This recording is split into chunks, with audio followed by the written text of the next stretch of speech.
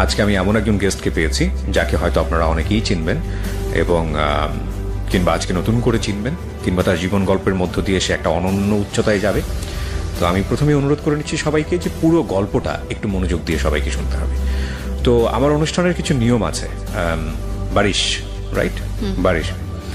বারিশ সেটা হলো যে কিছু ফর্মালিটিস আছে, যেমন নামটা নিজের মুখে বলতে হয়, পুরো নামটা, আদার্স যে ব্যাপারগুলো থাকে। তো প্রথমে আমি পুরো নামটা জানতে চাই আপনার কাছে। আমার নাম হচ্ছে বারিশ হক। বারিশ হক। তো নিকনেম হচ্ছে বারিশ। বারিশ মানে তো বৃষ্টি। জি। বৃষ্টি। কোথায় থাকেন আপনি? আমি উত্তরাতে থাকি, ঢাকার উত্তরাতে থাকেন। মানে জন্ম কি ঢাকাতেই হয়েছে? জি, স্থানীয়। ওকে। আর দেশের বাড়ি কোথায়? নোয়াখালী। এটা অসাধারণ গল্প নিয়ে আমরা আজকে এখানে যাত্রা শুরু করছি, বিশেষ করে যারা দেখছেন এবং একসাথে যারা শুনছেন রেডিওতে। আমি টিনেজার যেসব ছেলে মেয়ে আছে এবং কম বেশি ভালোবাসার মধ্যে যারা আছে, তাদের সবাইকে বলবো যে আজকের এই গল্পটা খুব বেশি শিক্ষণীয় একটা গল্প। চলেন বারিশ, আমরা শুরু করি একেবারে। আপনি তো জানেনই আমাদের অনুষ্ঠানের নিয়ম, একেবারে ছোটবেলা থেকে যেখান থেকে বলার আছে আপনার। জি। আমি প্রথমেই বলবো যে আমি খুব মধ্যবিত্ত ঘরের একটি মেয়ে। ছোট থেকে দেখেছি যে আমার মা একজন শিক্ষক আছেন এখনো, আমার বাবাও চাকরি করতেন। তো যৌথ পরিবারেই আমার বড় হয়ে ওঠা। কিন্তু যেহেতু বাবা মা দুজনেই চাকরি করতেন, দেখা যেত যে অতটা সময় উঠেনি বাবা মার সাথে যে ছোটবেলায় যে স্মৃতিগুলো। তো 5 বছর বয়স যখন হয় তখন আমার ভাই হয়ে যায়। তো ভাইকে নিয়ে ব্যস্ত হয়ে পড়ে ফ্যামিলি, সবাই নতুন সদস্য আসলে। তো দেখা যায় সেই সময় থেকে আমি আপনি বড় সন্তান? ফিল করি। বড় সন্তান। হ্যাঁ। আচ্ছা। একটু লোনলি ফিল করা স্টার্ট করি। লোনলি বা জেলাস ফিল হতো কি? মানে ভাইকে? হ্যাঁ, জেলাস তো ফিল হতোই, যে সেই বয়সে অবশ্যই সব আদর আরেকটা পেয়ে যাচ্ছে। এবং আরেকটা বিষয় ছিল যে আমি খুব ইন্ট্রোভার্ট, ছোট থেকে খুব কম কথা বলতাম। কথা বলা শিখেছি অনেক দেরিতে। তো এই লোনলিনেসটা কাটানোর জন্য যখন স্কুল কলেজে স্কুলে যাই। স্কুলে গেলেন মানে হচ্ছে একদম কি প্রাইমারি স্কুলের কথা বলতেছেন? আমার প্রথম স্কুল হচ্ছে হার্টকো ইন্টারন্যাশনাল স্কুল। আর সেটা এখন অনেক বড় পরিসরে হয়েছে, তখন অনেক ছোট পরিসরে ছিল। এবং সেখানেও আমার খুব বেশি বন্ধু হয়েছে এমন না। তো যখন ভাই স্কুলে ভর্তি হওয়া শুরু করলো, তখন এরকম একটা ব্যাপার হলো যে যেহেতু আমরা মিডল ক্লাস ফ্যামিলি ছিলাম, যে ভাইকে ইংলিশ মিডিয়ামে পড়াতে হবে, সেক্ষেত্রে দুইজনের ইংলিশ মিডিয়ামের খরচটা আসলে নেওয়াটা পসিবল হচ্ছিল না। তো সেখানে ওই বয়সটাতে কিন্তু স্যাক্রিফাইসটা শুরু হয় আমার, যে আমি বাংলা মিডিয়ামে চলে আসলাম। সেটা হলো মাইলস্টোন কলেজে। আর আমার ভাই মাইলস্টোন কলেজের ইংলিশ মিডিয়ামে পড়াশোনা শুরু করলো। তো এই যে মাইলস্টোন কলেজে বাংলা মিডিয়ামে আসলাম, এখান থেকেই আসলে গল্পের টার্নিং পয়েন্টটা শুরু। তখন আমি ক্লাস 7-এ পড়ি। তো 7-এ পড়া অবস্থায় কিন্তু এত ফ্রেন্ড ছিল না, এবং একটু লোনলিনেসের জন্য বলতে পারেন যে একটা ছেলেকে ভালো লাগে। সে ছেলেটা ছিল ক্লাস 8-এ। তো আমি ওই সময় কিন্তু আমাদের এতটা অ্যাভেলেবল ছিল না ছেলে মেয়েদের কথা বলা বা ছেলেমেয়েরা বন্ধু হবে এরকম। মোবাইলও ছিল না আমাদের সবার হাতে, ফেসবুক, এত সোশ্যাল মিডিয়া ছিল না। তো সেই সময় ক্লাস 7-এ থাকতেই আমি ক্লাস 8-এ পড়া একজন সিনিয়র ভাইয়াকে প্রপোজ করি। এবং ইউ প্রপোজ? হ্যাঁ, আমি ইন্ট্রোভার্ট একজন মানুষ।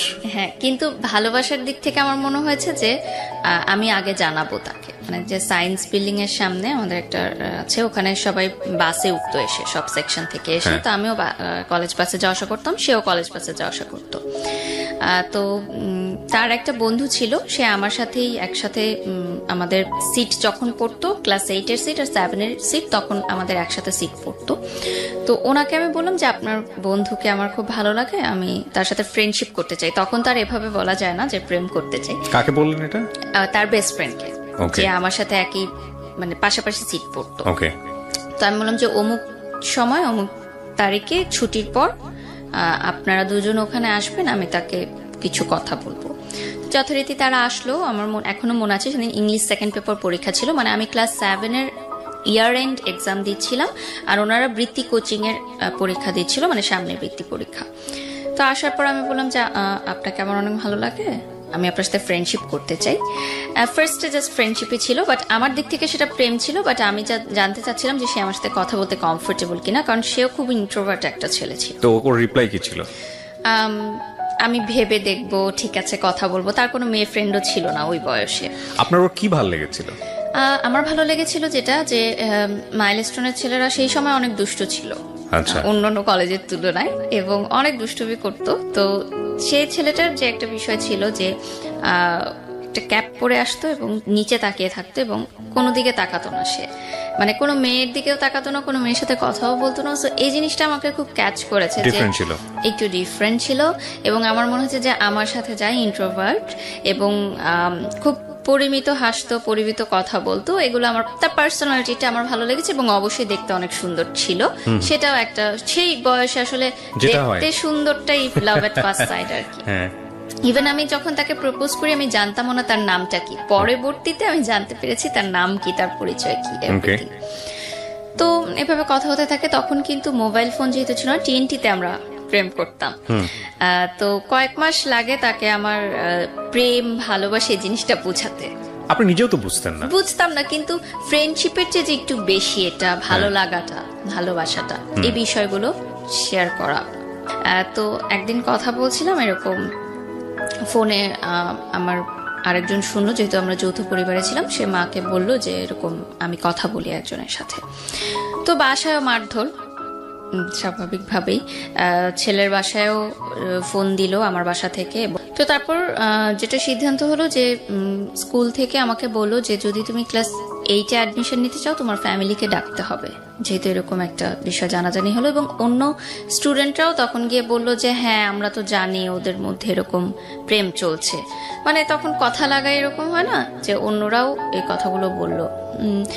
তো সে সময় আমার মনে হলো যে এই স্কুলে আমি আর পড়বো না। এবং ছেলেটার জন্য অনেক কষ্টকর ছিল যে ও বললো যে না আমি তোমার সাথে আর কথা বলবো না, আমাকে প্রচুর মানুষজন অনেক কথা জিজ্ঞাসা করছে, টিচাররা অনেক কথা জিজ্ঞাসা করছে, বাসায় সমস্যা, আমি সম্পর্ক রাখতে চাই না। তো যাই হোক আমি সে বললো যে সে স্কুল ছেড়ে দেবে। এবং সে গাজীপুরে থেকে আসতো উত্তরাতে মাইলস্টোন, এবং গাজীপুরে তখন এত ভালো শিক্ষা প্রতিষ্ঠান ছিল না। তো সে অনেক কষ্ট করে যাতায়াত করে এখানে আসতো। তো আমি বললাম যে ঠিক আছে তাহলে তুমি এখানে পড়ো, আমি চলে যাচ্ছি, আবার স্যাক্রিফাইস, হ্যাঁ যদি এত সমস্যা হয়।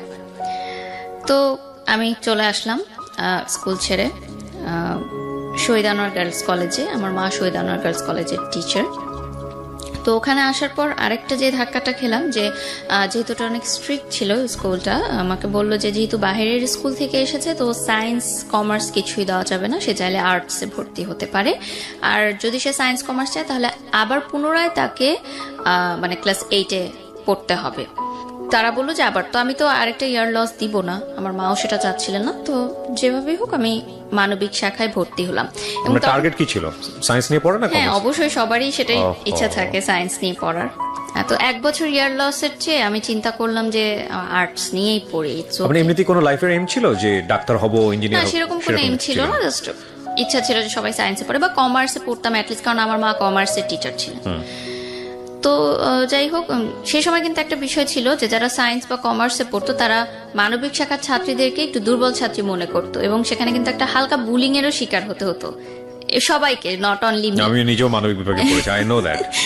তো খুব চুপচাপ থাকতাম, নতুন পরিবেশ, নতুন স্কুল, কোনো বন্ধু বান্ধব নেই। এবং আমার মা যেহেতু টিচার ছিলেন আমাকে কিন্তু প্রতিটা মুহূর্তে খুব চিন্তা ভাবনা করে স্টেপ নিতে হতো, কারণ সবাই আমাকে চিনতো যে টিচারের মেয়ে।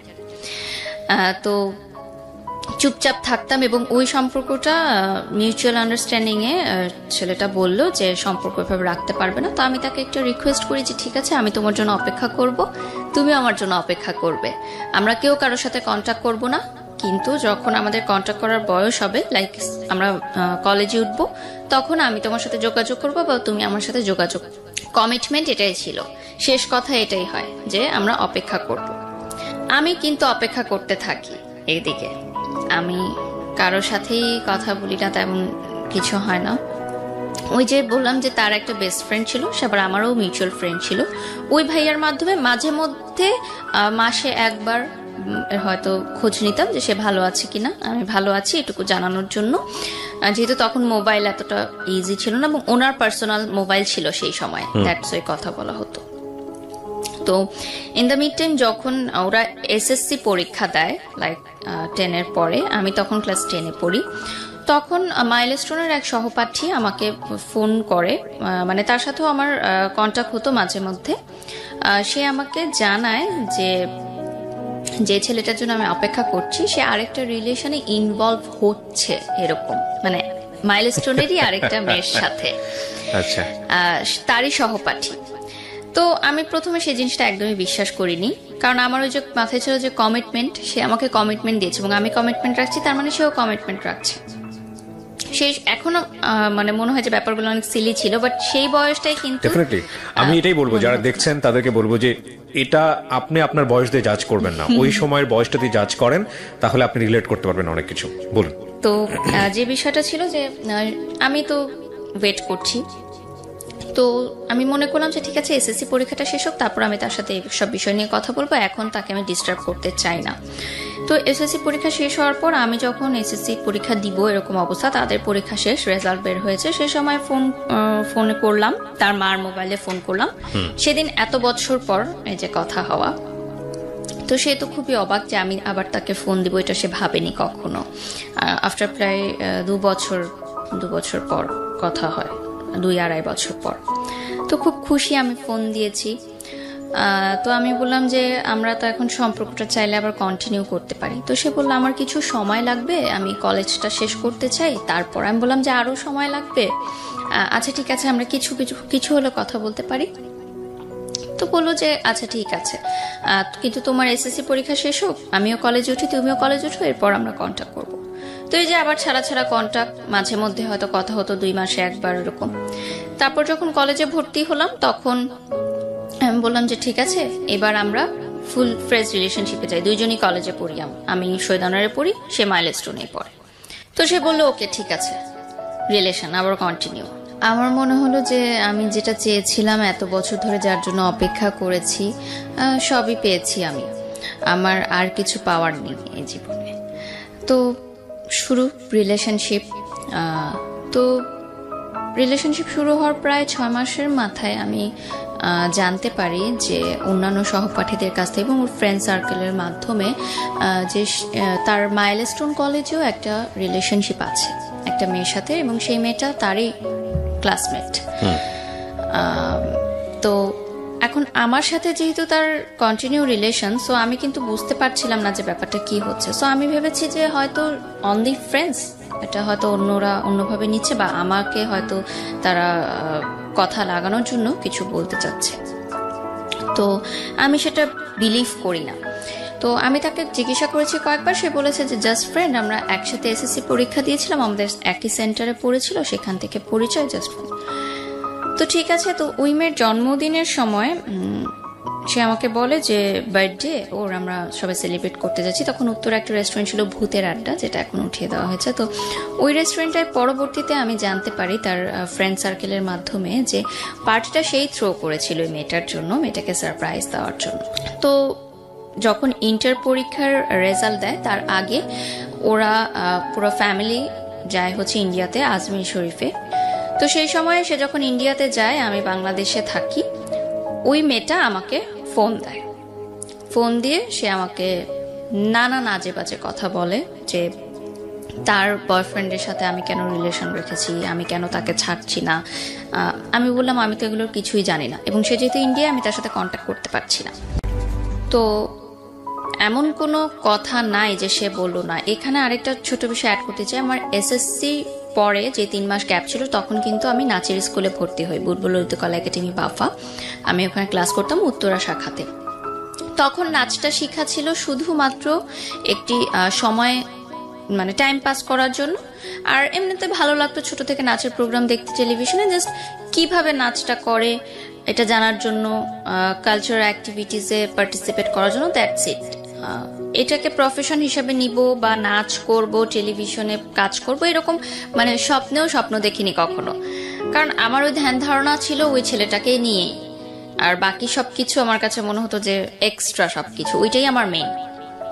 তো ওই মেয়েটা আমাকে খুব মানে একটা কথা বলেছিল, সেটা আমার এখনো মনে পড়ে, যে আমাদের তখন স্কুলে, নাচের স্কুলে আমাদের সামনে একটা ছোট পার্ক ছিল, ওই পার্কে আমাদের গ্রুপ নাচ হতো তখন। তো ওই স্কুলে যারা যারা মানে নাচ শিখতো তারা সবাই গ্রুপে নাচ করতো। তখন সে আমাকে বলে যে তোর মূরত শুধু ওই পার্কে নাচ করার, তুই তো রাস্তার মেয়ে, এর বেশি তো কিছু করতে পারবি না।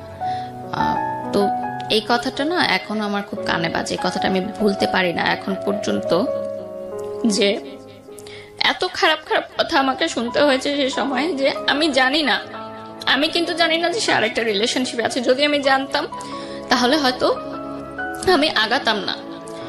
তো পরে যখন সে ইন্ডিয়া থেকে আসে, আমি ফোনের সবকিছু রেকর্ড করে রাখি। তখন কিন্তু কল রেকর্ড করা যেত, যে বাটন সিস্টেম যে ফোনগুলো ছিল ওটাতে কল রেকর্ড করে আমি তাকে শোনাই যে এই কথাগুলো আমাকে শোনানো হয়েছে এই মেয়েটাকে। তখন সে বলে মেয়েটা আমাকে জাস্ট পছন্দ করে, তোমাকে হয়তো এমনি কথাগুলো বলেছে, বাদ দাও, এগুলো সব ভুলে যাও। আর তার আর আমার দেখা হতো, বিষয়টা কিরকম যে রেস্টুরেন্টে তখন কিন্তু বসে প্রেম করা হতো না, দেখাও হতো এমন না, যে দূর থেকে দেখা হতো। আর সে বলতো যে আমি কাছে দেখা করব না, আমার প্রবলেম আছে কেউ দেখলে। তাদের ফ্যামিলি পলিটিক্যাল ব্যাকগ্রাউন্ড ছিল, সো ওকে অনেকে চিনতো, সো দেখলে কেউ প্রবলেম। তো আমি ইউসিসিতে যখন কোচিং শুরু করলাম ঢাকা ইউনিভার্সিটির জন্য, তখন সে ল পড়ার জন্য ল ইউনিভার্সিটিতে ভর্তি হলো, একটা প্রাইভেট ইউনিভার্সিটি, সেটা ধানমন্ডিতে ছিল। তো দেখাটা আমাদের কিভাবে হতো, আমি তার জন্য ধানমন্ডির বাসে উঠতাম, মানে সে গাজীপুর থেকে আসতো, আমি এয়ারপোর্ট থেকে উঠতাম, বাসটা ধানমন্ডি যেত, আমি খামার বাড়িতে নামতাম। এবং তখন কিন্তু ওয়ান ওয়ে ছিল রিক্সার, আমি খামার বাড়ি থেকে হেঁটে ফার্ম গেটে যেতাম ইউসিসিতে। আমি ফার্ম গেটের বাসে উঠতাম না, তার সাথে ওইটুকু পথ যাওয়া, এটাই ছিল আমার জন্য, মানে তার সাথে দেখা হওয়া। এবং কোচিং করাটাও কিন্তু এত ইম্পর্টেন্ট ছিল না, তার সাথে দেখা করাটাই ছিল আমার জন্য ইম্পর্টেন্ট। এবং তার বাসটা সংসদ ভবন হয়ে ধানমন্ডি চলে যেত, এবং আমি প্রতিদিন রোদ্রের মধ্যে হেঁটে হেঁটে ফার্ম গেট যেতাম। এটা কিন্তু আমি জানতাম যে তার অন্য কারোর সাথে হয়তো ইনভলভ আছে, এটা আমার কাছে স্বীকার করতো না কখনো। তো তার বিহেভ আস্তে আস্তে একটু চেঞ্জ হতে থাকলো, আমার মনে হলো।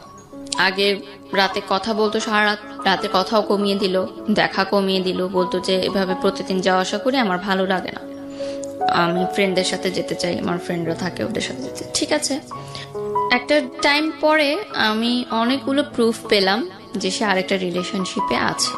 বসার পর আমি শুধু তাকে একটা কথাই জিজ্ঞাসা করি ওই সময়, যে আমি আগে পরে কোনো কথাই জানতে চাই না, আমি শুধু জানতে চাই যে তোমার মেয়েটার সাথে শারীরিক সম্পর্ক হয়েছে কিনা, কারণ আমার সাথে তার এরকম কোনো সম্পর্ক ছিল না। যে বললাম যে দূর থেকে দেখা, এটুকুই ছিল আমার ভালোবাসা। তো আমি বলতে চাচ্ছি যে আগে পিছনে আমি কিছু জানতে চাচ্ছি, জাস্ট আমি ইয়েস অর নো জানতে চাচ্ছি। তখন সে বলে ইয়েস। তো আমার হাতে একটা গ্লাস ছিল, আমি গ্লাসটা জাস্ট ছুঁড়ে মেরে চলে আসি, উঠে আমি বাসে করে চলে আসি। ওইটাই শেষ দেখা সরাসরি আমার। এখনো মনে আছে যে একসাথে আসার কথা ছিল, বাট আমি চলে আসি ওই গ্লাসটা ভেঙে। সে কিভাবে এসেছে আমি জানি না। তো পুরোটা বাসে আমি কাঁদতে কাঁদতে আসি ফার্ম গেট থেকে এয়ারপোর্ট পর্যন্ত।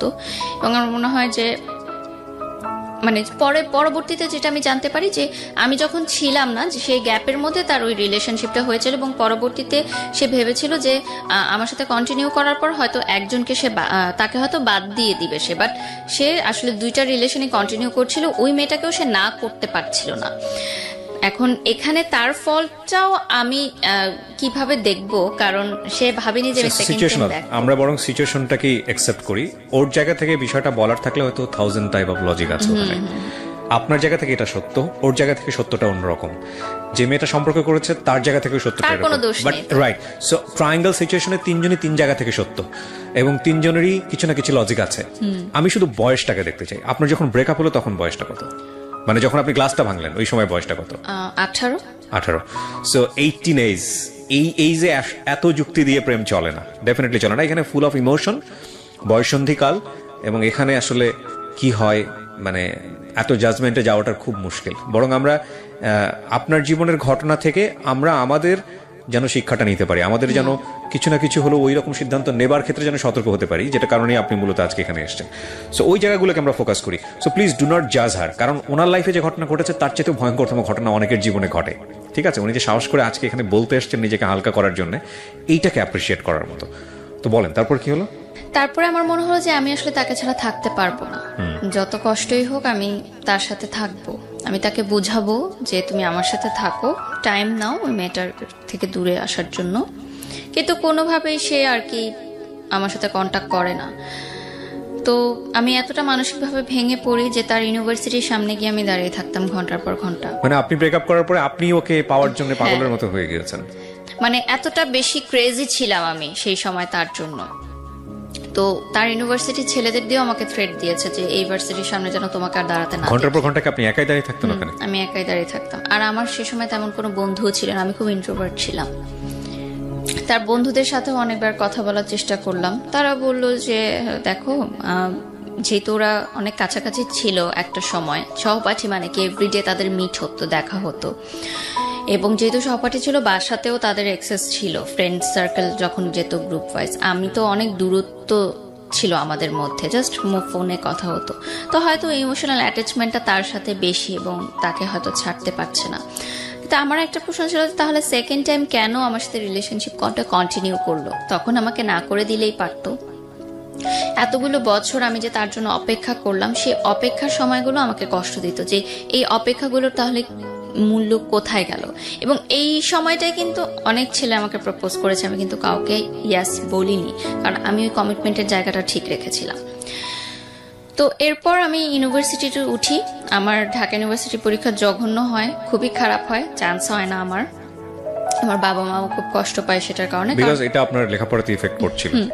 আমি যখন ইন্টার পরীক্ষা দিই তখন আমার যখন প্রেম চলছিল, আমি কিন্তু ইন্টার সেকেন্ড ইয়ারে গোল্ডেন এ প্লাস পাই মানবিক শাখা থেকে, এবং ঢাকা বোর্ডে 22তম স্থান অধিকার করি, মানে মোট নাম্বারের দিক থেকে, মানে যোগ করে সব নাম্বার যোগ করে আমি 22তম হই, এবং মানবিক শাখা থেকে প্রথম মানে 22তম আমিই হই।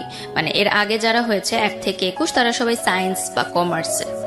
ও মানে কম্বাইন্ড? হ্যাঁ, কম্বাইন্ড হোল ঢাকা বোর্ডে আমি 22তম হই। মানে সায়েন্স আর কমার্স কোনো ব্যাপার না, সবকিছু মিলিয়ে হোল। এবং কত সালে এটা?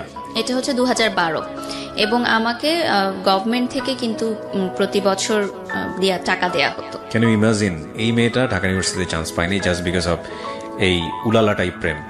ওকে, তারপর এটাই আসলে লার্নিং এর বিষয়, যারা এখন দেখবে যে পড়াশোনাটা অনেক বেশি ইম্পর্টেন্ট, কারণ জীবনের ক্যারিয়ারটা টোটালি চেঞ্জ হয়ে যায়। কিন্তু এই আপনার এই গল্প এখন পর্যন্ত আমাকে মানে এই মোমেন্টটা আমাকে ধাক্কা দিয়েছে। এর আগ পর্যন্ত আমি শুনেছি জীবনে এই ধরনের গল্প বহু শুনেছি, কিন্তু এই যে গা শিউরোটার ফিলিংস আমি খুব কম গল্পেই পাই, এখন উঠেছে। মানে আমার টিচাররা এবং আমার ফ্যামিলি ফ্রেন্ডসরা সবাই চিন্তা করেছিল যে আমি যে কোনো একটা সাবজেক্টে তো পাবোই, মানবিক শাখার কিন্তু অনেক সাবজেক্ট থাকে, এমন না যে আমাকে টপ সাবজেক্টগুলোতেই পেতে হবে চান্স। তো আমি পুরো এক্সামও দিতে পারিনি, আমি একটু সিক ছিলাম। তো তারপর আমি ভর্তি হই ইন্ডিপেন্ডেন্ট ইউনিভার্সিটি বাংলাদেশ আইবিতে বসুন্ধরা শাখা, এবং ওখানে আমি ফুল স্কলারশিপ নিয়ে ভর্তি হই। মানে আমার কোনো কোন সাবজেক্টে পড়েন? আমি মিডিয়া এন্ড কমিউনিকেশনে ভর্তি হই, এবং আমার কোনো টিউশন ফি লাগতো না, ফুল ফ্রি। আমি প্রাইভেট ইউনিভার্সিটিতে পড়তাম, যেহেতু আমার রেজাল্টটা ভালো ছিল। যেহেতু আমি বলেছি আমি মিডল ক্লাস ফ্যামিলির মেয়ে, সো অবভিয়াসলি প্রাইভেট ইউনিভার্সিটির এত খরচ নেওয়াটা সম্ভব ছিল না।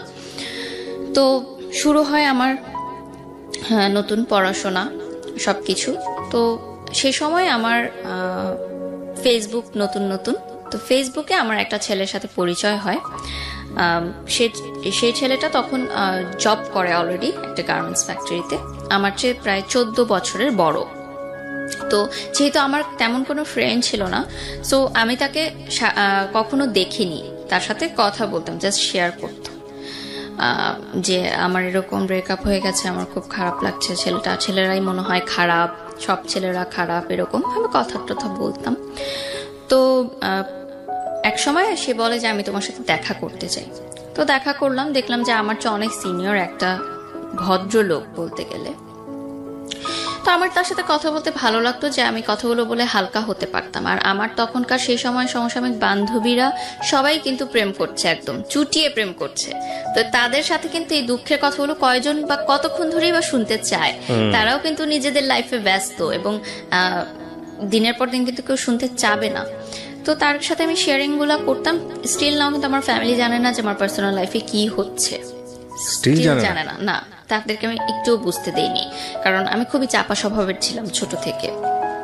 তো নাচের ক্লাসও চলছে কন্টিনিউ, নাচের ক্লাসের মতো চলছে, টুকটাক অনুষ্ঠান করছি। আমি বাংলাদেশ টেলিভিশনে আমার বিতর্ক করতাম, কুইজ প্রতিযোগিতা, এবং জাতীয় পর্যায়ে আমার বিভিন্ন পুরস্কারও আছে। সেটা 2008 থেকে বাংলাদেশ টেলিভিশনে করি।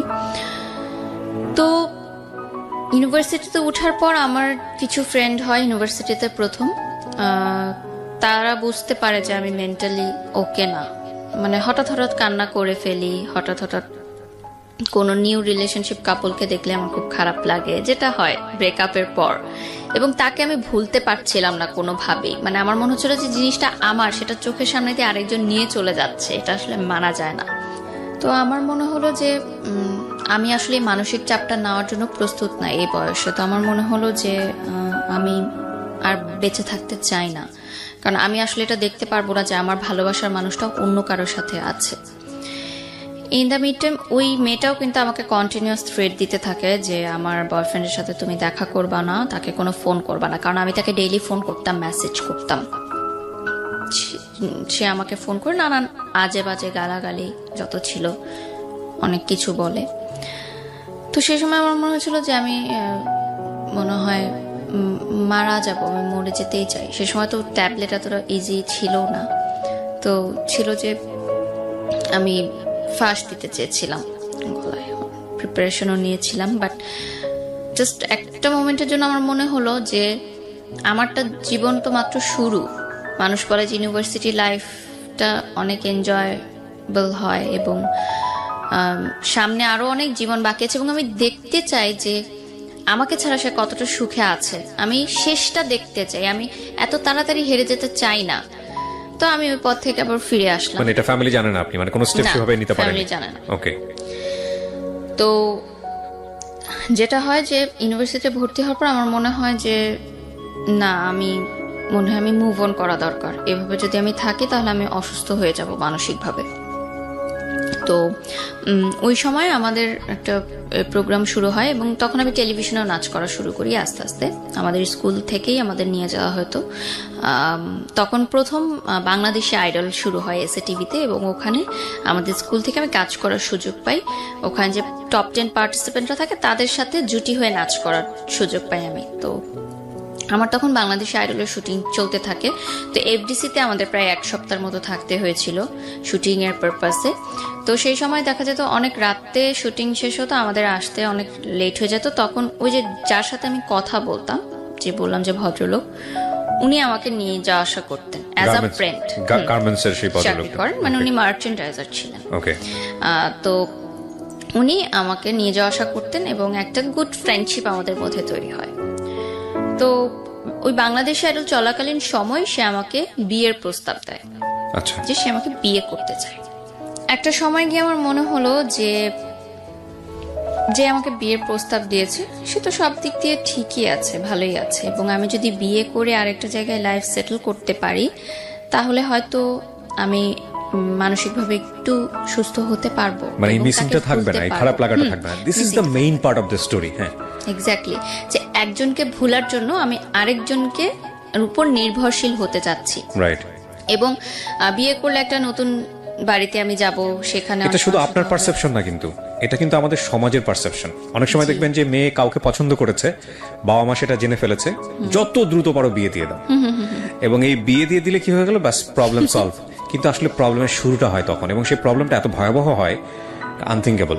তবে এইটা যে আসলে সবসময় যে কাজ করে না তাও না, কারণ প্রিমিটিভ অনেকেই সুখে থাকে কিন্তু, এবং অনেকে জোর করে দিয়েও একটা পর্যায়ে মানিয়ে নিতে নিতে মোটামুটি সেটেল হয়ে যায়। সুখে থাকাটা আসলে নিজের বিষয়। এবং আরেকটা বিষয় হলো যে ধরেন সংসার জীবনে কেউ সুখী না, কিন্তু দেখা গেল যে হচ্ছে না, দুজনের মধ্যে ম্যাচ হচ্ছে না, ঠিক আছে, একটা বাচ্চা নিয়ে নাও, বাচ্চা নিলে হয়ে যাবে। সামটাইম ইট ওয়ার্কস, যদি কাজ না করে তাহলে এটা ওয়ার্স্ট লাইফ, ডেফিনেটলি ওয়ার্স্ট। ওকে, তারপর কি হলো? তারপরে আমার মনে হলো যে ঠিক আছে, তো আমার বাসায় উনি বিয়ের প্রস্তাব দিল। আমি বললাম ঠিক আছে, আপনি বাসায় ফ্যামিলিগতভাবে কথা বলেন, যদি হয় অ্যারেঞ্জ ম্যারেজ হবে। এবং আমি তাকে ক্লিয়ার করলাম যে আমি কিন্তু আপনাকে ভালোবাসি না, আমি কিন্তু এখনো তাকেই ভালোবাসি, আপনি কি এটা মেনে নিয়ে আমাকে বিয়ে করবেন? তো সে বলে ঠিক আছে, সমস্যা নেই, কারণ সে হয়তো এতটা ম্যাচিউর ছিল সেই বয়সে, সে ডিল করতে পারবে এটা, যে ভেবেছে যে ঠিক আছে, ছোট বাচ্চা মেয়ে বলছে বিয়ের পর ভুলে যাবে। সে তো আমার চেয়ে 14 বছরের বড় ছিল, সো তার অবভিয়াসলি থিঙ্কিংটা ওভাবেই সে চিন্তা করেছে যে তখন আপনি ফার্স্ট ইয়ারে, হ্যাঁ 19 বছর বয়স। তো বাসায় প্রথমে যখন উনি বলে তখন বাসায় মেনে নেয় না, কারণ উনি আমার চেয়ে বয়সের এজ ডিফারেন্সটা অনেক ম্যাটার ছিল, এবং বাসা থেকে বলে যে না, এখন তো মানে বয়সের এজ ডিফারেন্সটাই বেশি ম্যাটার ছিল। তো শুটিং নিয়েও যখন প্রবলেম শুরু হতে থাকে তখন আমার মা মনে করে যে মেয়ে মিডিয়ার পথে যাচ্ছে, সেটা আটকানোর জন্য মেবি বিয়ে দিয়ে দিলে ভালো হবে, যেটা মানে হয়তো তারা এটা ভেবেছিল যে সংসার তো করতেই হবে, আজ হোক কাল হোক। তো যদি আগে থেকে লাইফটা সেটেল হয়ে যায় তাহলে দোষ কি? পড়াশোনা তো চলছে, পড়াশোনার মতো থাকুক, এদিকে সংসার করুক, অ্যাটলিস্ট এই নাচ গানের যে ভূতটা টেলিভিশনে কাজ করার এটা চলে যাক। তো একটা সময় রাজি হয়। তো আমার বাংলাদেশ আইডলের ফাইনালের যেদিন শুটিং থাকে, মানে ফাইনাল এপিসোডের, আমার এখনো ইউটিউবে 8 এপিসোড পর্যন্ত আমার নাচগুলো আছে, এরপরে আর নেই। বাংলাদেশ আইডলের একটা গানের অনুষ্ঠান ছিল? হ্যাঁ, কিন্তু গানের অনুষ্ঠানের মানে যারা পার্টিসিপেন্ট ছিল টপ 10, তাদের সাথে নাচের একজন জুটি থাকতো, মানে গানটাকে আরেকটু সুন্দর করার জন্য, দর্শকদের কাছে মনোরঞ্জন করার জন্য। তারপর দেখা যায় যে ওই দিন শুটিং এর দিনই আমার বিয়ে হয়। সেটা আমি জানতাম না আসলে। আমার বাসায় খুব ঘরোয়া পরিবেশে বিয়েটা সম্পূর্ণ হয়, মানে কোনো প্রোগ্রাম করে না। তো তার 3 মাস পর আমাকে উঠিয়ে নেওয়া হয়। 3 মাস আমি আমার বাবার বাড়িতেই থাকি। আমার বাবা মা বলে যে 3 মাস সময় নিলাম। তো 3 মাসের মধ্যে গুছানো হয়, একটু ধুমধাম প্রোগ্রাম হয়, গায়ে হলুদ, মেহেদি, সব বিয়ে, বউ ভাত, সবকিছুই হয় সুন্দর। এটা কি ওই সময় ওই ছেলেটা জানতো যে আপনার বিয়ে হয়ে যাচ্ছে?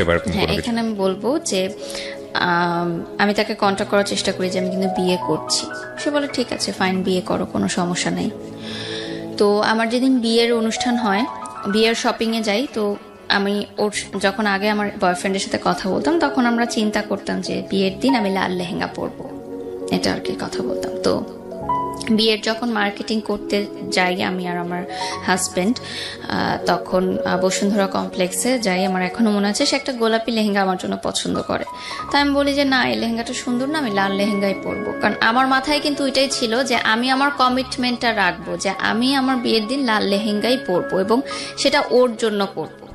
মানে আমার কার সাথে বিয়ে হচ্ছে বা আমার বিয়ে হচ্ছে সেটা কিন্তু তখন বিষয় না। আমার বিষয় হচ্ছে আমি আমার কমিটমেন্টটা রাখবো।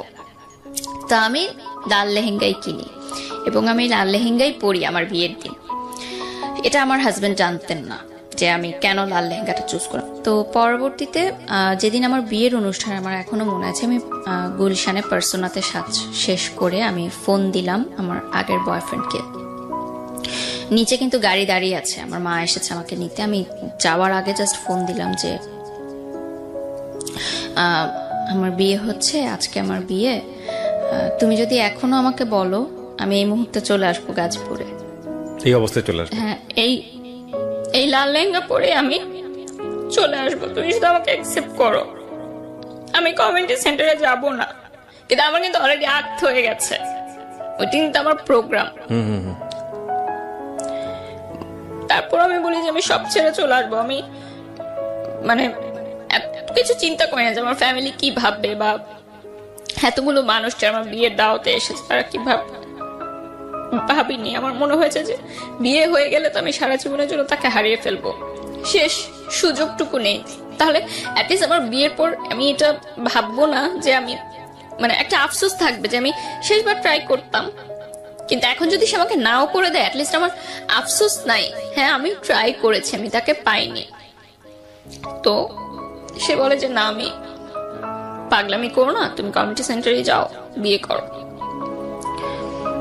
সেদিনও আমি কান্না করেছি অনেক। তো যাই, যথারীতি আমার বিয়ের অনুষ্ঠান হয়, বৌভাত হয়, সংসার শুরু করি।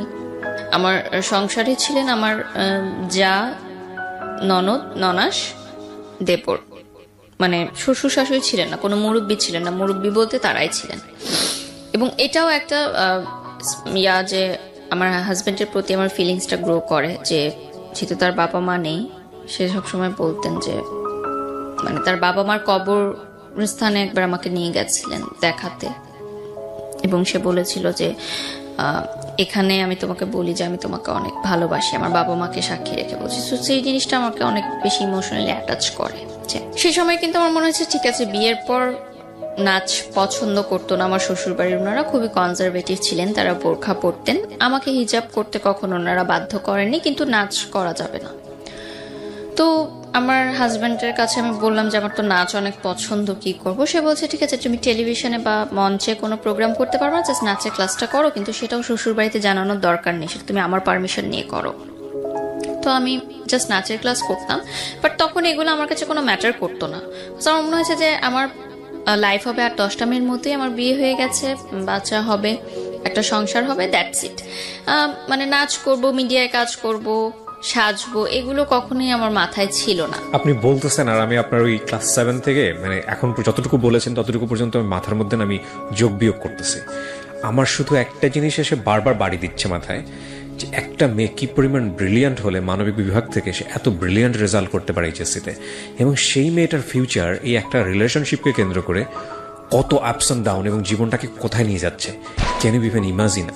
আমার মনে হয় এই এপিসোডটাকে মানে সার্বজনীন এপিসোড করা উচিত, ক্লাস 5-6 পড়ুয়া বাচ্চা থেকে শুরু করে সবারই শোনা উচিত, যে একটা ভুল সম্পর্ক বা ইমোশনালি আসলে ফল ইন হওয়া, এবং ফল ইন হলে কতটুকু হতে হয়, আর ফল ইন হলে হওয়া উচিত না হলে কোন পর্যন্ত নিতে হয়, সেটা ক্যারিয়ারের উপর আসলে কি হয়, শিক্ষার উপর আসলে কি হয়। That will be the best example ever. আজকের এপিসোডটা নিয়ে আমার এটাই বলতে ইচ্ছে করছে, কারণ আমি তো গেস করতে পারছি, আমার মনে হয় আপনারাও গেস করতে পারছেন যে এরপরে কি শুনবেন আপনারা। তবে গেস করেন না, কারণ অনেক সারপ্রাইজ আপনাদের জন্য অপেক্ষা করছে। বলেন তারপর। আরেকটা বিষয় ছিল যে আমি অন্য সাবজেক্টেও পড়তে পারতাম। আমাকে আমার আইইউবি থেকে বলেছিল যে ল, ইকোনমিক্স, ইংলিশ পড়তে, কারণ কিন্তু তখন আমার মানসিকভাবে এতটা আমি ভেঙে পড়েছিলাম যে আমার মনে হচ্ছিল যে এই সাবজেক্টগুলো নিয়ে পড়াটা আমার জন্য অনেক ডিফিকাল্ট হবে। সো এই জন্য মিডিয়া অ্যান্ড কমিউনিকেশন সিলেক্ট করলাম, কারণ এখানে কিন্তু অনেক ক্রিয়েটিভ রাইটিংস থাকে এবং আমি আগে থেকেই খুব creative writings. With due respect, আমি আপনার ফ্যামিলিকে রেসপেক্ট করে কিছু কথা বলতে চাই। একটা যেটা হচ্ছে যে আপনি ইন্ট্রোভার্ট ছিলেন, শেয়ার করছেন না কারোর সঙ্গে, কিন্তু আপনার যেই পরিবর্তনগুলো, ক্যারিয়ারিস্টিক যে পরিবর্তনগুলো, এডুকেশনের যে পরিবর্তন আসতেছে, ধুমধাম করে যে ঘটনাগুলো ঘটে যাচ্ছে, এগুলো তো আপনার বাবা মার সামনেই ঘটছিল। তারা কেন স্টেপ নিচ্ছিল না? তারা কেন আপনার সঙ্গে বসে ফ্রি হচ্ছিল না যে বাবা তুমি শেয়ার করো আমার সঙ্গে কি হচ্ছে? এত ফ্রি না আমার ফ্যামিলি, কখনোই ছিল না এত free. That's your bad luck, definitely bad luck. Okay চলেন, তারপর কি হলো? বিয়ে হলো। তো বিয়ের পর আমাকে চিটাগং নিয়ে যাওয়া হয়, আমার শ্বশুরবাড়ি চিটাগং ছিল। তো আমি না এত ফাস্ট সবকিছু হয়েছে, আমি না বুঝতে পারিনি যে বিয়েটা কি জিনিস বা কি হয়েছে, আমার লাইফে কি চেঞ্জটা এসেছে। তো আমার প্রথম তখন আমার ফিল হয়েছে যে যখন আমার বাসার সামনে দিয়ে গাড়িটা চলে যাচ্ছে চিটাগং এর উদ্দেশ্যে, তখন আমার বুকে একটা মোচড় লাগে যে আমি তো আমার বাসায় ঢুকছি না, আমি কেন অন্য কোথাও চলে যাচ্ছি, ওই গলিতে ঢুকছি না, আমি সোজা কেন চলে যাচ্ছি। মানে আমার মনে হচ্ছে যে আমি এটা কি করলাম। মানে তখন আমি ফার্স্ট বুঝতে পেরেছি যে আমার লাইফ চেঞ্জ হয়ে গেছে। তো চিটাগং যাওয়ার পর আমাদের ভালো সময় কাটে, কিন্তু একটা বিষয় যে তার পরিবার আমাকে কিন্তু মেনে নেয়নি কখনো। কিন্তু তার মানে আমার হাজবেন্ডের ফ্যামিলি, মানে আমার শ্বশুরবাড়ি চেয়েছিল যে তাদের পছন্দের কোনো মেয়ের সাথেই তার বিয়েটা হোক, এবং তাদের ফ্যামিলিতে এরকম মানে প্রাইভেট ইউনিভার্সিটিতে পড়াশোনা করে, নাচ করে, হিজাব পরে না, এরকম মেয়ে আসলে তারা কখনোই মানে তাদের পছন্দনীয় ছিল না। তাদের পছন্দ ছিল যে এরকম ইন্টার পাস করা কোনো মেয়ে ঘরে থাকবে, ঘরের কাজ করবে, হিজাব পরবে, বোরখা পরবে, আরো 10টা ফ্যামিলি যেরকম চিন্তা করে মিডল ক্লাস ফ্যামিলি, তাদের পার্সপেক্টিভ থেকে ইটস ওকে। তো একটা সময় গিয়ে পর আমার শ্বশুরবাড়ি থেকে জানাজানি হলো যে আমি নাচের ক্লাস কন্টিনিউ করছি। তো সেখানে আমার জামাইকে বলা হলো যে নাচের ক্লাস সে কন্টিনিউ করতে পারবে না। তো আমার হাজব্যান্ড বললো যে নাচ করা যাবে না, ক্লাসও করা যাবে না, তো বন্ধ, আমার নাচ ওখানেই শেষ। বলে আসলাম বাফায় যে আমি আর আসতে পারবো না স্যার ক্লাস থেকে। আমার গুরুজির কথা এখানে আমি স্মরণ করবো, শ্রদ্ধেয় আমিরুল মনি স্যার, উনি আমাকে যথেষ্ট সাপোর্ট করেছেন সব সময়। মানে একদম প্রথম থেকে মানে নাচের জীবনটা আমার এতটা কষ্ট ছিল যে শেখার চেষ্টা থাকলেও আমার এত বাধা এসেছে যে আমি পরিপূর্ণভাবে শিক্ষাটা নিতে পারিনি নাচের ব্যাপারে। মানে অনেক কিছু এখনো আমি তাল লয়গুলো ক্যাচ করতে পারি না, বাধা হয়ে তো আমার শিক্ষাটা হয়েছে।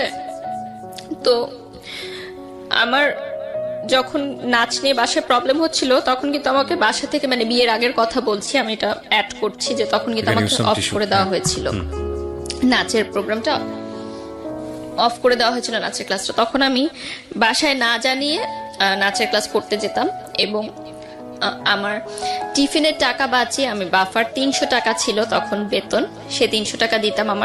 আমি না খেয়ে থাকতাম, টিফিনের জন্য আমাদের যে টাকাটা দিত ওটা আমি বাঁচিয়ে রাখতাম নাচের ক্লাসের বেতনটা দেওয়ার জন্য। তো আমি যখন আমার ইন্টার পরীক্ষার আগের কথা বলছি, যে এসএসসিতে আমার রেজাল্ট অনেক খারাপ হয় ওই রিলেশনশিপের কারণে। তো ইন্টার সেকেন্ড ইয়ারের আগে আমার ফ্যামিলি থেকে বলে যে নাচটা এখন অফ রাখো, কারণ তোমার সামনে বোর্ড পরীক্ষা। বাট তখন আমি নাচটা কন্টিনিউ রাখি এবং আমি মানে কলেজ ড্রেস পরে আমি নাচের ক্লাসে যেতাম, মানে প্রাইভেট পড়ার নাম দিয়ে মিথ্যা কথা বলে যেতাম। তখন আমার গুরুজি আমাকে বলেছিলেন যে তুমি একদিন অনেক বড় কিছু করতে পারবা। মানে এত নাচ শেখার জন্য যে এতটা ইচ্ছা, এটা আসলে সবার মধ্যে দেখা যায় না। তো ওই সময় যখন আমার নাচটা বন্ধ হয়ে গেল, তখন আমার গুরুজি বললেন যে ঠিক আছে, সমস্যা নাই, বিয়ে হয়েছে, সংসার করো, পরে কখনো নাচ শেখা আবার শুরু করো, নাচ শেখার তো কোনো বয়সের শেষ নাই, বাট হাজবেন্ড যেটা বলে সেটা শোনা উচিত। তো শেষ হয়ে গেল আমার নাচের লাইফ, শুধুমাত্র পড়াশোনা। তো একটা সময় গিয়ে দেখা গেল যে আমি অ্যাক্সিডেন্টলি কনসেপ্ট করি বিয়ের পরই। তো কনসেপ্ট করার পর আমার মা বিয়ের আগেই বলে দিয়েছিল যে আমি বিয়ে দিচ্ছি তোমাকে, মানে আমার মেয়ের সাথে, কিন্তু আমার মেয়ের পড়াশোনায় কোনো হ্যাম্পার হওয়া যাবে না। যখন আমি দেখলাম যে আমি কনসেপ্ট করেছি অ্যাক্সিডেন্টলি, তখন আমার হাজবেন্ড বললো যে এখন যদি আমি মানে কনসেপ্ট করি তাহলে তো আমার সেমিস্টারটা ড্রপ করবে, তার মানে আমার পড়াশোনা কিন্তু একদমই স্টপ হয়ে যাচ্ছে। তো উনি ডিসাইড করলেন যে আমরা বাচ্চাটা রাখবো না। এটা আমার সিদ্ধান্ত ছিল না, কারণ ওই সময় আমি কিন্তু ইমোশনাল ছিলাম এবং আমি কিন্তু রাখতে চেয়েছিলাম বাচ্চাটা। সে বললো যে আমরা এটা নিব না, কারণ তোমার মা আমাকে অনেক আশা করে তোমাকে দিয়েছে, তো আমি যদি এখন তার কথাটা না রাখি এটা ভালো দেখায় না, আর আমি এখনো প্রিপেয়ার্ড না। তো ওই বয়সে যখন আমি ফার্স্ট প্রেগনেন্ট হলাম, সেদিন থেকে প্রথম আমি আমার এক্স বয়ফ্রেন্ডকে ফোন দেওয়াটা অফ করে দিই। আচ্ছা। কারণ আমার ভেতরে একটা অন্যরকম একটা ফিলিংস কাজ করা শুরু করে। মানে কিছুদিন, জাস্ট এক সপ্তাহ আমরা সময় নিয়েছিলাম ভাবার যে আমরা এটা কি করব, মানে আমরা কি মেন্টালি প্রিপেয়ার্ড এই বেবিটার জন্য নাকি না। তো সেই এক সপ্তাহের মধ্যে আমার মানসিকতা টোটালি চেঞ্জ হয়ে যায় যে না, আমার লাইফ চেঞ্জ হয়ে গেছে, আমি আরেকজনের বাচ্চার মা হচ্ছি, সো আমি তাকে ফোন দিব না আর, এটা তাহলে আমার বাচ্চার সাথে অন্যায় করা হবে। সেদিন থেকে আমি ডিসিশন নেই যে আমি তার সাথে আর কোনো কন্ট্যাক্ট করব না, এবং আমি কন্ট্যাক্ট করিও না, টোটালি অফ করে দিই। তো আমার হাজব্যান্ড একটু রাগে ছিলেন প্রথম থেকেই, অফিসের প্রেশারে থাকতেন, এজন্য হয়তো রাগ করতেন। তো আমি একদিন প্রথম বলি যে আমাদের ইউনিভার্সিটি তখন ফ্ল্যাশ মবের একটা ট্রেন্ড শুরু হয়। তো ফ্ল্যাশ মবে আমাকে, যেহেতু আমি নাচ করতাম, এটা জানতো ইউনিভার্সিটিতে অনেকে, তো তারা বলে যে ফ্ল্যাশ মবে আমি সামনে দাঁড়াবো, আমার একটা অ্যাক্ট করতে হবে। তো আমি আমার হাজবেন্ডকে বাসায় বলি, তো সেদিন প্রথম সে আমার গায়ে হাত তুলে, এই নাচকে কেন্দ্র করে। হ্যাঁ, মানে গায়ে হাত তুলে যে নাচ মানা করার পরও কেন তুমি ভার্সিটিতে এটা জানালে, এবং তোমাকে কেন বললো ফ্ল্যাশ মবের জন্য, না তোমাকে বললো কেন, মানে আমি তো মানা করেছি। বিয়ের আগে কি আপনি এই বিষয়গুলো নিয়ে কথা বলেনি তার সঙ্গে, যে আমার নাচ বা আমার অন্যান্য জায়গাগুলো, এগুলো তো ফার্স্ট সবকিছু হয়েছে যে মানে আপনি এই বিষয়গুলো নিয়ে কথা বলতে পারেন? কথাগুলো হয়নি, বাট তখন এই বিষয়গুলো উঠেনি আসলে। তার পরিবারে যাওয়ার পর আমি বুঝতে পেরেছি, বা তার পরিবার থেকে আমাকে বলেছে যে এরকম করা যাবে না। তো যেদিন ফ্ল্যাশ মবের রেকর্ডিং হয় সবাই রেডি ছিল, তো আমার ফ্রেন্ডরা, আমার ইউনিভার্সিটির ফ্রেন্ডরা আমাকে সমানে ফোন দিচ্ছে যে তুই কই, সবাই তো তোর জন্য ওয়েট করতেছে। তো আমি বলছি আমি একটু অসুস্থ, আমি আসতে পারবো না, কারণ আমি ডোমেস্টিক ভায়োলেন্সের বিষয়গুলো আমি তো অবভিয়াসলি ইউনিভার্সিটির ফ্রেন্ডদেরকে তখন বলবো না। আমি বলে আমি অসুস্থ, আমি আসতে পারবো। ওই দিন আমার ক্লাস ছিল এবং আমার মনে আছে আমার পরীক্ষাও ছিল, আমি অ্যাটেন্ড করিনি, শুধুমাত্র কারণ আমি অ্যাটেন্ড করলে আমাকে তো ফ্ল্যাশ মবে অ্যাটেন্ড করতে হবে এবং আমাকে বলতে তো হবে যে আমি কেন করছি না। সো আমি যাইনি ওই দিন ইউনিভার্সিটিতে। ওই দিন থেকে শুরু হয় আমার ডোমেস্টিক ভায়োলেন্সের যে বিষয়টা। তো এরপর থেকে আমার শ্বশুর বাড়ি থেকে নানানভাবে আমাকে বিভিন্ন কথাবার্তায় মানসিক নির্যাতন করা হতো, বিভিন্ন ছোটখাটো কথাতেই।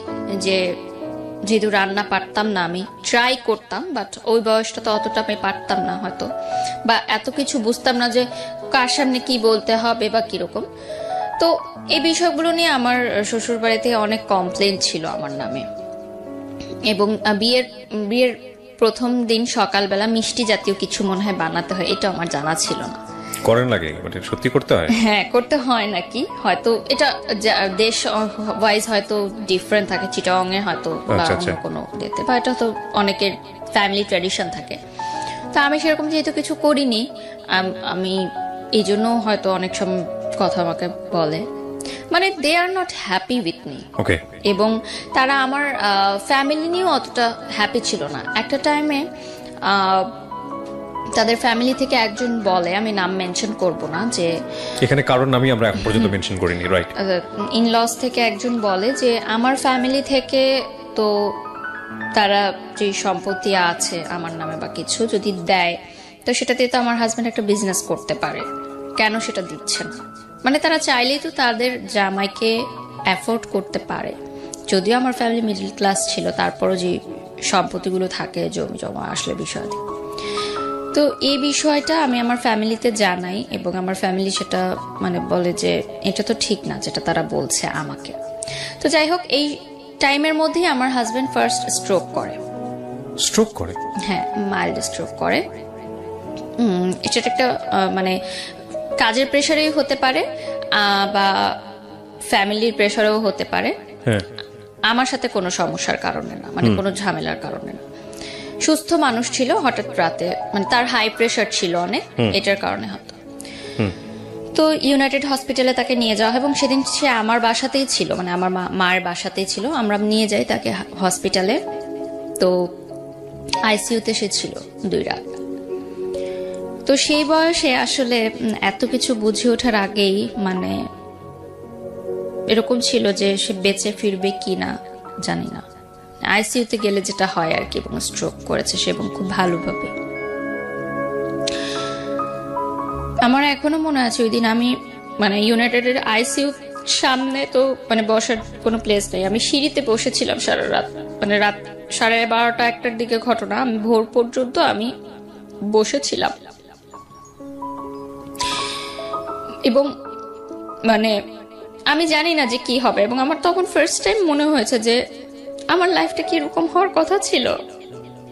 আমার সাথে যে ফ্রেন্ডরা তারাও এখন ফুচকা খাচ্ছে, প্রেম করছে, মুভি দেখতে যাচ্ছে, গান শিখছে, ফ্রেন্ডদের সাথে হ্যাং আউট করছে, সুন্দর সুন্দর কাপড় পরছে। আমি আইসিইউর সামনে এইভাবে বসে আছি। এটা তো আমার লাইফ হওয়ার কথা ছিল না। আমি তো আমার লাইফটা কিভাবে দেখতে চাইনি,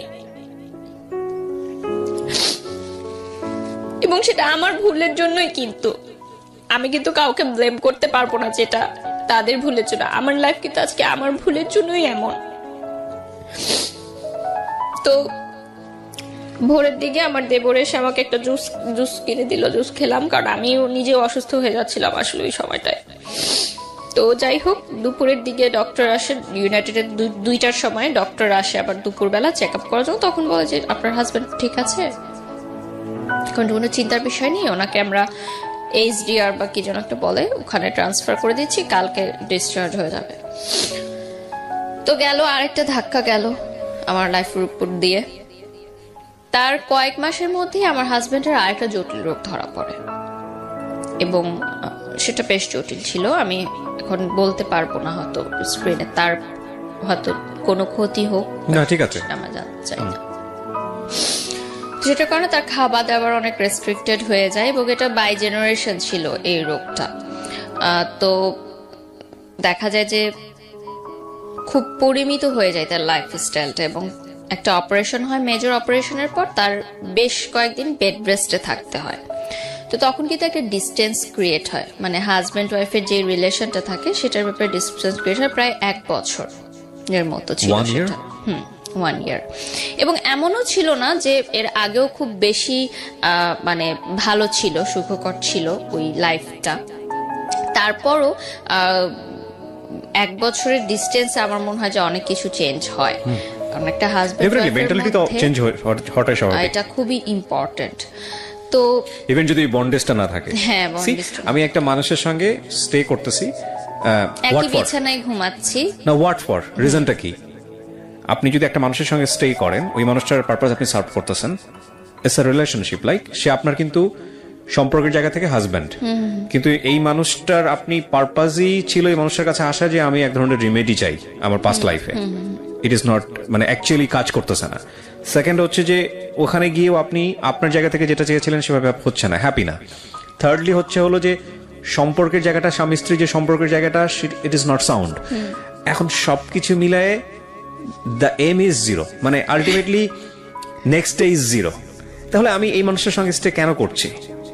মানে তাকে আমি তো ভালোবাসি না।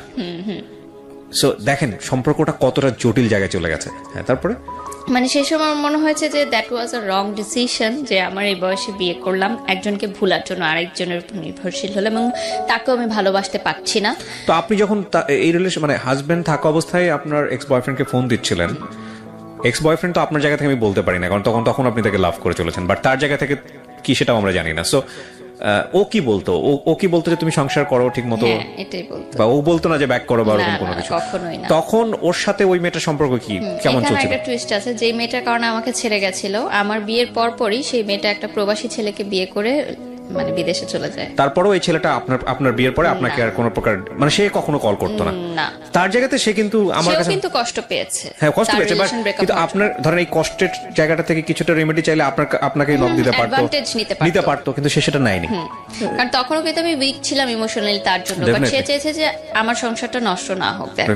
ডেফিনেটলি অনেক শেখার আছে আজকের এই গল্প থেকে, বিলিভ মি। বলেন তারপরে যেটা হয় যে ওই বয়সটায় না এত কিছু আমি বুঝতাম না, যে হার্টের পেশেন্টকে কিভাবে ট্রিট করতে হয়, বা এই ধরনের জটিল রোগের পেশেন্টকে কিভাবে ট্রিট করতে হয়। তো যাই হোক, তারপর একটা সময় সিদ্ধান্ত হলো যে আমরা আলাদা থাকবো, মানে আমার ভাসুরের বাসায় একসাথে না থেকে আমরা আলাদা থাকবো, কারণ ওখানে রুমেরও সংকট ছিল এবং তার ছেলেমেয়েরা বড় হয়ে যাচ্ছিল, আমার হাজবেন্ডের এরকম প্রবলেম ছিল, জটিল রোগ ছিল। তো আমরা চেঞ্জ করে নতুন বাসা নিব। তখন আমার হাজবেন্ড বলে যে একা কোনো বাসায় তোমাকে রেখে আমি মানে অফিসে যাব, সেটা আমার জন্য টেনশন হয়। তো আমার মায়ের বাড়িতেই আমরা একটা ফ্ল্যাটে ভাড়া থাকতাম, বাট আমার মা বাবা কখনোই সে ভাড়াটা নেননি। মানে এলাকার মানুষ হয়তো বুঝতো যে ঘর জামাই, কিন্তু আসলে সেটা না। আমার মা নিতেন না, কারণ মা জানতেন যে খুবই লিমিটেড আয় তার, সো এখানে ভাড়াটা কিভাবে নিবে, আমারই তো সন্তান থাকছে। বাট আমার রান্না আলাদা হতো এবং মা আমার পার্সোনাল লাইফে কোনো ইন্টারফেয়ার করতো না, মানে আমি আমার সংসার একদম টোটালি আলাদাই করতাম, আমার মা আমার মার মতো ছিল। তো ডোমেস্টিক ভায়োলেন্স কিন্তু কন্টিনিউ, তখনও সে একটু সন্দেহ প্রবণ ছিল। মানে আমি যে ইউনিভার্সিটিতে যেতাম, আমার মানে ছেলের বন্ধু ছিল না, কিন্তু আমার গ্রুপ স্টাডিজের কারণে প্রাইভেট ইউনিভার্সিটি যেটা হয় যে গ্রুপ করে দেওয়া হয় এবং আমাদের কিন্তু কন্ট্যাক্ট করতে হয় ফেসবুকে বা থ্রুতে। পড়াশোনার কাজেও কিছু ছেলেদের সাথে আমার কথা বলতে হয়, সেটাও তার অতটা পছন্দ ছিল না, এবং আমার শ্বশুরবাড়িরও পছন্দ ছিল না যে আমার ছেলেদের সাথে পরিচয় থাকে। তো ওই যে আমার বয়ফ্রেন্ডের একটা বেস্ট ফ্রেন্ড ছিল যার কথা বলছিলাম, তার সাথে কিন্তু আমার কন্টিনিউ সম্পর্ক, কারণ সে আমাকে একটা সময় হেল্প করেছে ইনফরমেশনগুলো দিয়ে, সো তার প্রতি আমি কৃতজ্ঞ।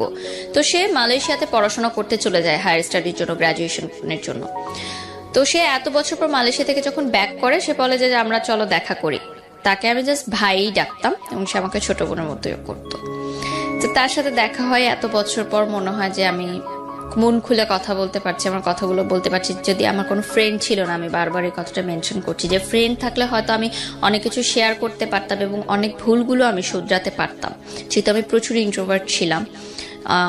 এবং কলেজ চেঞ্জ হওয়ার কারণে, আর আমার সব ফ্রেন্ডরা ইডেনে ভর্তি হয়, আইইউবিতে কেউ ভর্তি হয় না, সো নতুন পরিবেশের কারণে ওটা ফ্রেন্ডশিপটা হয়ে গড়ে ওঠেনি।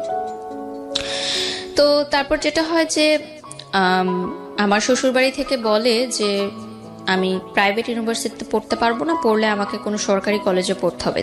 না, কিন্তু আড্ডার জায়গায় ছিলেন আপনি, ছেলেটার সঙ্গে আপনি আড্ডা দিবেন, ওটা বলছি। তো এই কথাগুলো আমি তাকে বলি যে আমার শ্বশুরবাড়ি থেকে আমার নাচ বন্ধ করে দিয়েছে, এখন আমার পড়াশোনা নিয়েও প্রবলেম করছে। তো ভাইয়া সবসময় বলে যে না, এখন তোমার বিয়ে হয়ে গেছে, এখন তোমাকে অনেক কিছু মেনে চলতে হবে, তুমি এভাবেই চলো, দেখো তোমার শ্বশুরবাড়ি যেভাবে বলে অ্যাডজাস্ট করে চলো, অ্যাডজাস্ট করে চলতে হয়, সব মেয়েদেরই এভাবে চলতে হয়। উনি সবসময় আমাকে বুঝাতো। তো উনি আমাকে কিছু চকলেট দেয়, মানে বিদেশ থেকে আসলে তো চকলেটই গিফট নিয়ে আসে। তো আমি যখন বাসায় এসে আমার হাজবেন্ডকে বলি যে উনি এসেছিল, আমাকে চকলেট গিফট করেছে, তখন ওই যে ডোমেস্টিক ভায়োলেন্স শিকার হই আমি। তো এটা না আমার কাছে মনে হচ্ছিল যে এটা কেন হচ্ছে, এটা তো আসলে হওয়ার না। বাবা আপনার গায়ে হাত তুলতো কখনো? ওই যে প্রেম করার কারণে তুলেছে, এছাড়া কখনো তুলতেন। আমার বাবা কখনো তুলেননি, মা তুলতেন।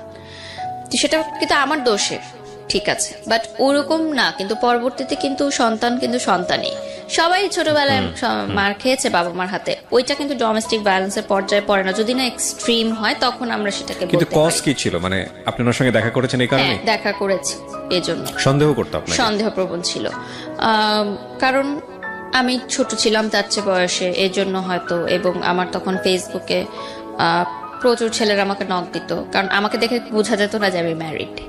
এবং ইউনিভার্সিটিতেও ছেলেরা নক দিত, কারণ ওই বয়সটায় আসলে আমি যে ম্যারিড ওরকম একটা লুকও আমার ছিল না আসলে যে আমি ম্যারিড। তো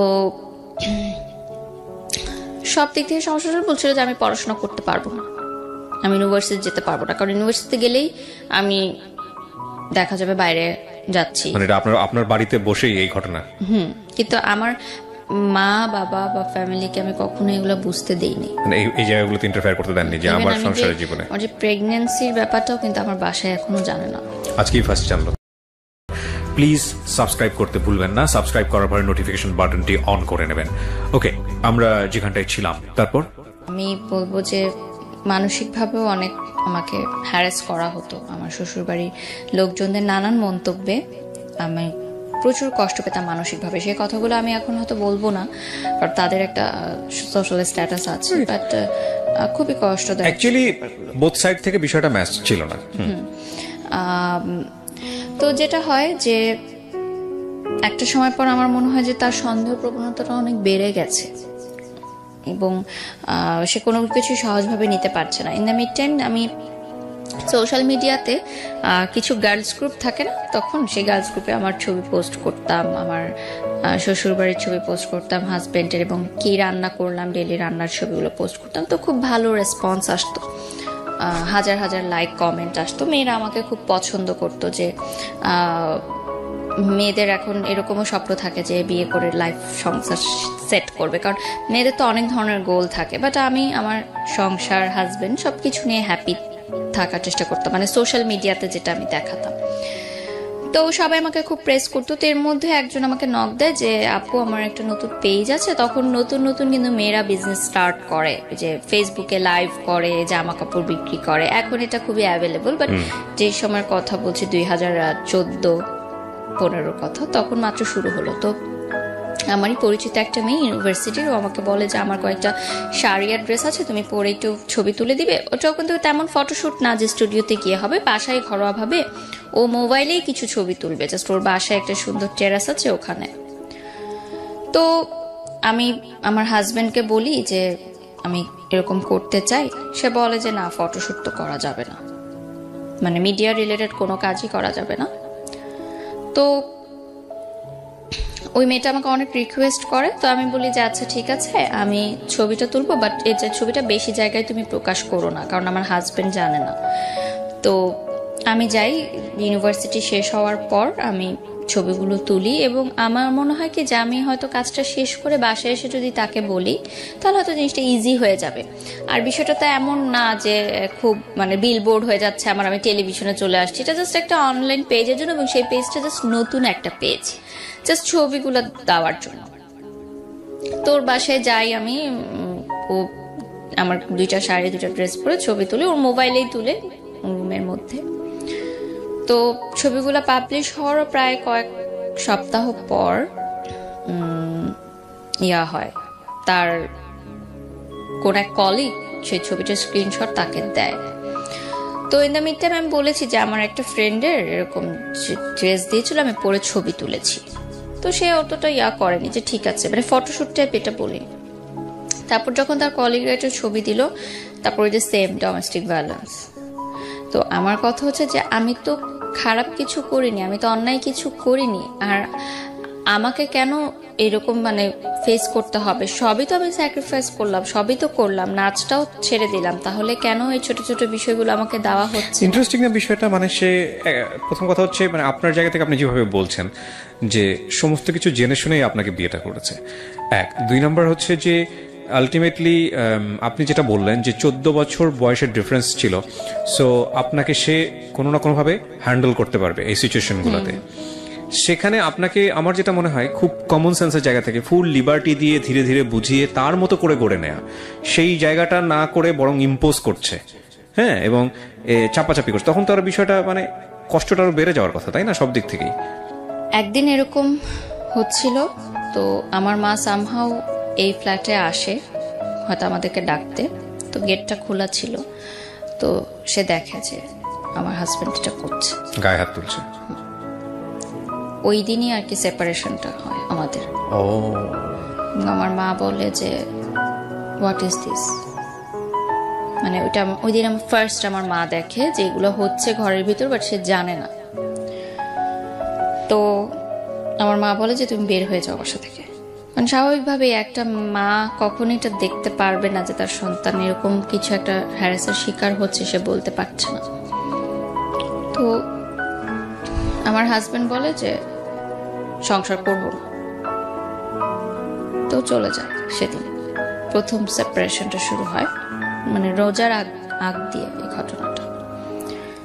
তো আমি ভাবি যে ঠিক আছে, রাগ হয়েছে, আবার ফিরে আসবে। তখনও পর্যন্ত কিন্তু ডিভোর্স বা সেপারেশন এই ধরনের কোনো কিছু আমার মাথায় নেই, আমার ফ্যামিলির মাথায় নেই, কারণ বিয়ে হয়ে গেছে তো হয়ে গেছে।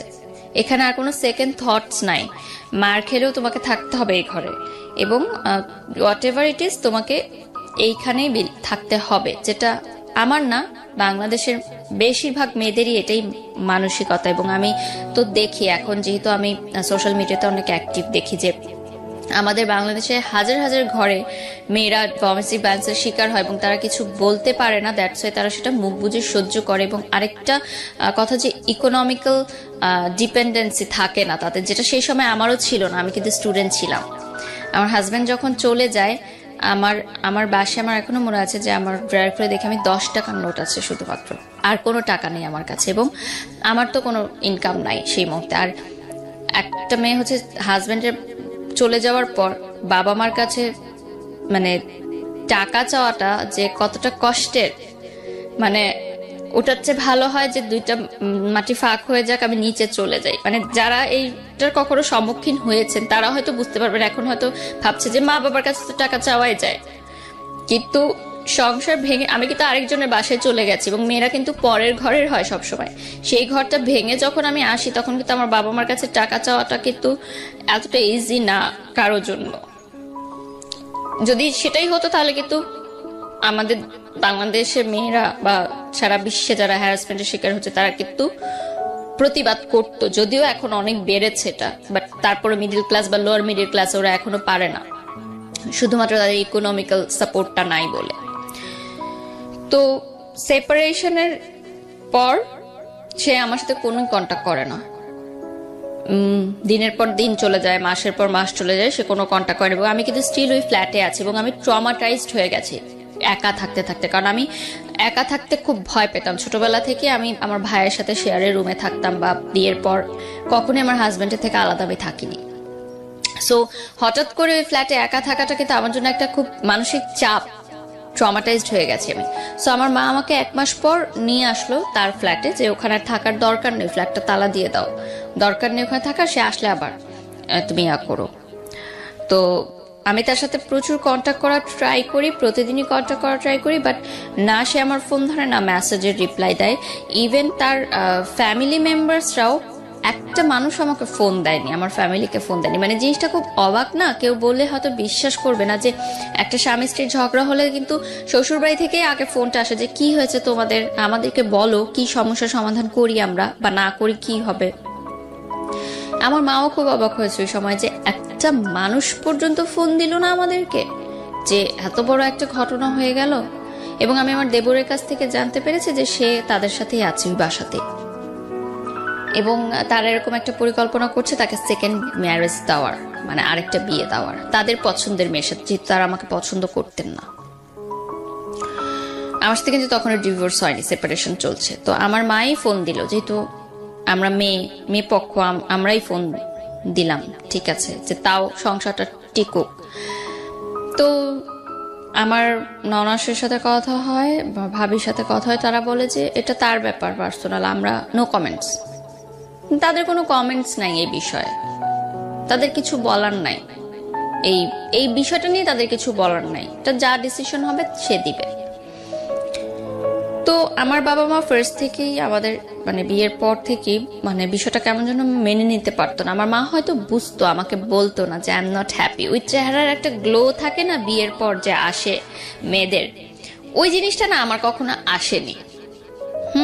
তো আমার মা সামহাও বুঝতে পারতো যে I am not happy, but সে আমাকে কখনো ডাইরেক্ট হয়তো প্রশ্ন করতো না।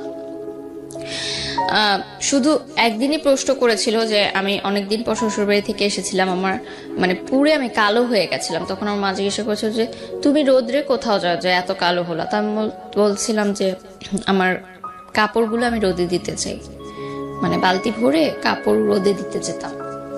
তো কড়া রোদের কারণে আমার স্কিন পুড়ে যেত, আমার আবার সান লাগলে তাড়াতাড়ি স্কিন পুড়ে যায়। তো তখন আমার মা জাস্ট একটা কথা বলেছিল যে আমি চাইনি আমার মেয়ের জীবনটা এরকম হোক। মানে এই জন্য তো সে আমাকে পড়াশোনা শিখায়নি আসলে।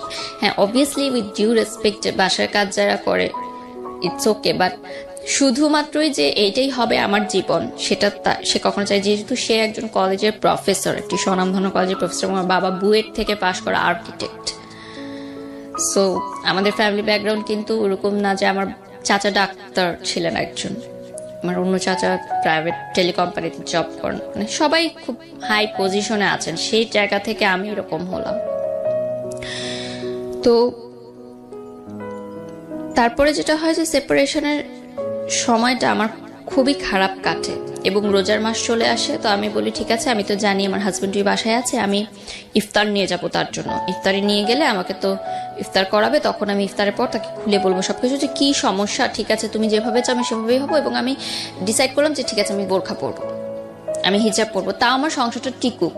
আমি হিজাব পরবো, বোরখা পরবো, দরকার হলে আমি পড়াশোনাও করবো না, আমার দরকার নেই পড়াশোনা করার, আমার এভাবে লাইফ চলছে চলুক, আমি ইয়া করবো, সংসার টিকাবো। তারপরে নিচে যখন গেলাম আমার শ্বশুর বাড়িতে, আমাকে ঢুকতে দিল না বাসায়। তো আমি দারোয়ানকে ইফতারের ভাটিগুলো দিয়ে আমি তার পাশের গুলিতেই ছিলাম, যে হয়তো আমাকে ফোন দিবে, অ্যাটলিস্ট আজানের আগে তো ফোন দিবেই। কারণ আমরা মানে একটা আননোন পার্সনও যদি ইফতারের সময় আপনার দরজায় আসে, আপনি কি করবেন? তাকে ইফতারি করতে দিবেন, সে যতই খারাপ মানুষ হোক না কেন। আপনি তাকে এক গ্লাস পানি দিবেন, ইফতার করতে দিবেন রোজা ভাঙার জন্য। মানে এখনো এই যে রমজান মাস চলছে, আমার রোজা রেখে বলতে খুব কষ্ট হচ্ছে, তারপরও বলছি যে রোজার মাসটা আসলে আমার একদম ভালো লাগে না। সবাই বলে যে সবাই অপেক্ষা করে মাসের জন্য, কিন্তু এই মাসটা আসলে আমি ভালো থাকতে পারি না। আমার এখনো মনে পড়ে যে উত্তরা হাই স্কুলের উল্টা দিকে যে ফুটপাথটা আছে উত্তরাতে, আমার শ্বশুর বাড়ি ওই সেক্টরে ছিল। আজান দিচ্ছে, আমি তখনও বসা, আমি ফোনের অপেক্ষায় আমাকে ফোন করবে, ফোন করেনি। আমি ওখানে বসা, আমার কাছে পানিও নাই, সব দোকানপাট, ওখানে কোন দোকানপাট ছিল না। তো ওই যে বিনামূল্যে ইফতার বিতরণ করে না, তারা এসে আমাকে একটা প্যাকেট দিয়ে গেল এবং তারা গাড়ি দিয়ে যাচ্ছিল, প্যাকেটটা ছুড়ে দিয়েছে, আমাকে এসে দেয়ও নি। সো দ্যাট টাইম আমার মনে হয়েছে যে আমার লাইফ কোন পর্যায়ে চলে গেছে, যে আমি রাস্তায় বসে আছি, আমাকে ইফতারের প্যাকেট ছুড়ে দিয়ে চলে গেল। মানে আমি কি ভিখারির পর্যায়ে চলে গেলাম?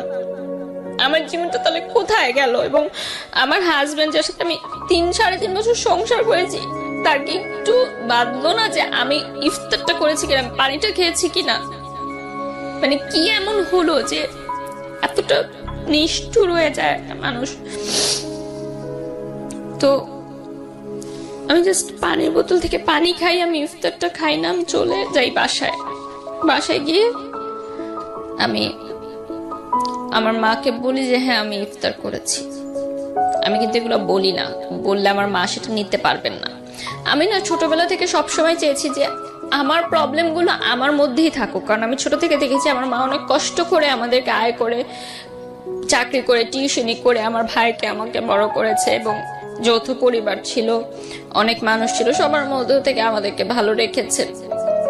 তা আমি চাইনি যে এক্সট্রা কোনো হ্যারাসমেন্ট মানে তাকে হোক, তার কোনো চিন্তা হোক আমাকে নিয়ে এক্সট্রা। এই জন্য আমি তাকে কখনো এগুলো শেয়ার করতাম না।